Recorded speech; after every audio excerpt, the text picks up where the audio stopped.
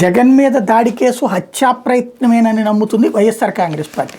ఆకతాయి చర్య అని అనొచ్చు, కానీ దాన్ని నెత్తిన వేసుకున్నటువంటి తెలుగుదేశం కూటమి ఏమంటుందంటే అది తనే చేయించుకున్నాడు, అసలు ఏ దెబ్బ తగలలేదు, నాటకాలు ఆడుతున్నాడని చెప్పే ప్రయత్నం చేస్తుంది. అలా కాకుండా ఆకతాయి చేశాడు, దాన్ని హత్యాత్నం అని ఎట్లా అంటారు అని చెప్పాల్సింది. అలా కాకుండా వెళ్ళడమే వాళ్ళు చేస్తున్న తప్పు.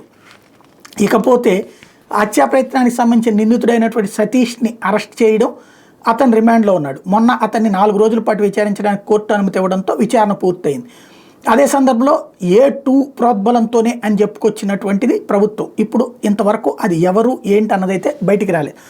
లేటెస్ట్గా ఈ అంశం మీద మరొక మలుపు తిరిగింది.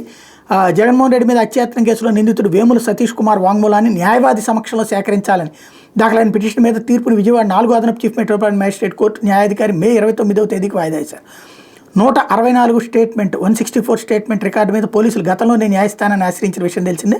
ఇప్పటికే నిందితుడు సతీష్ రిమాండ్ ఖైదీగా ఉండడంతో అతని న్యాయవాదులు ఈ వాంగ్మూలం సేకరణ మీద గడువు కోరారు. దీంతో న్యాయాధికారి తీర్పు 4 రోజుల పాటు వాయిదా వేశారు. ఎలక్షన్స్ అయిపోయాక జరుగుతుంది.